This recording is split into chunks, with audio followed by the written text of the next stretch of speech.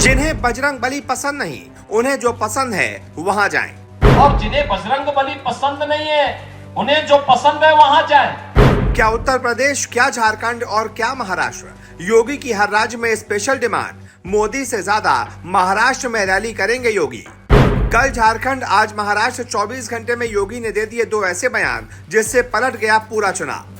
विपक्ष में मच गया घमासान। इधर यूपी में गणित सेट करते रह गए अखिलेश यादव, उधर योगी ने चेंज कर दिया पूरा गेम। जी, सीएम योगी ने महाराष्ट्र में चुनावी रैली में कश्मीर के एक मौलवी की कहानी सुनाई और कहा, मैं चुनाव के वक्त कश्मीर गया था, मौसम खराब था तो एयरपोर्ट के अंदर गया, वहां एक मौलवी मिले, उन्होंने कहा राम राम। मुझे कुछ समझ नहीं आया, सोचा पता नहीं किसे कह रहे हैं। मौलवी ने मुझसे फिर कहा, योगी जी राम राम। मैंने उनकी तरफ देखा, फिर कहा ये तो मौलवी हैं, मुझे राम राम क्यों कह रहे हैं। वहां एक सेना का जवान था, मैंने उनसे पूछा कि भाई ये मौलवी क्या मुझे राम राम कह रहे हैं, तो जवान ने कहा हाँ। ये सुनकर एयरपोर्ट के अफसर चौंक गए। मैंने उनसे कहा इतना आश्चर्यचकित न होइए, ये धारा 370 हटने का असर है। योगी ने बुधवार को महाराष्ट्र के वाशिम में जनसभा की। उन्होंने भारत माता की जय, छत्रपति शिवाजी महाराज की जय के नारों के साथ भाषण की शुरुआत की। हिंदुओं का आह्वान करते हुए एक बार फिर से कहा कि एक रहेंगे तो सेफ रहेंगे, बटेंगे तो कटेंगे। जिन्हें बजरंग बली पसंद नहीं है, उन्हें जो पसंद है वहां जाएं। अब आपको योगी के भाषण की 5 बड़ी बातें बताते हैं। पहली बड़ी बात, कांग्रेस को अपने संबंधों की चिंता थी, देश की सुरक्षा की नहीं। सीएम योगी ने कांग्रेस पर जमकर निशाना साधा। सीएम योगी ने कहा कि ये कांग्रेस है जो लगातार भारत की सुरक्षा पर सेंध लगाती रही है। एक समय था जब पाकिस्तान भारत के अंदर आतंकी वारदातों को आगे बढ़ाता था। पाकिस्तानी घुसपैठिए भारत में कहीं भी आक्रमण कर देते थे। चीन भारत की सीमा में घुस जाता था। जब वो लोग सत्ता में थे, हम लोग मुद्दा उठाते थे, तब कांग्रेस के लोग कहते थे कि अरे कुछ मत बोलिए, हमारे संबंध खराब हो जाएंगे।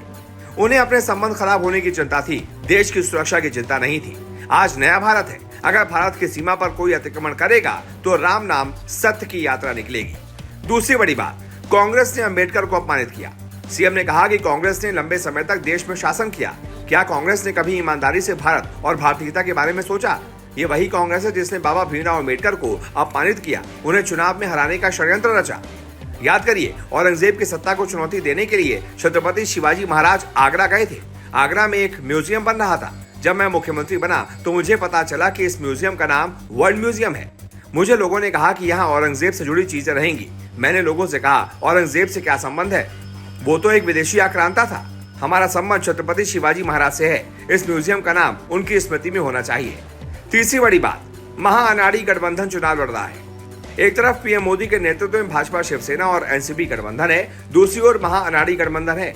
महाअनाड़ी इसीलिए कहता हूँ क्योंकि अनाड़ी का मतलब जिससे देश और धर्म की चिंता ना हो, जिससे राष्ट्रीयता की चिंता ना हो, जिससे समाज के मूल्यों और आदर्शों की चिंता ना हो, ये कार्य महाअनाड़ी गठबंधन कर रहा है। यानी कि सीएम योगी ने ये कहते हुए महाअगाड़ी गठबंधन पर निशाना साधा। इसके अलावा चौथी बड़ी बात, सत्ता आएगी जाएगी, भारत रहना चाहिए। सीएम योगी ने कहा कि ये चुनाव सिर्फ सत्ता प्राप्त करने का चुनाव नहीं है, महाराष्ट्र इसमें और मजबूती दे, इसके लिए अपील करने के लिए आया हूँ। भारत दुनिया की बड़ी ताकत बने, इसकी अपील करने आया हूँ। और 5वीं बड़ी बात, औरंगाबाद का नाम बदलना चाहिए।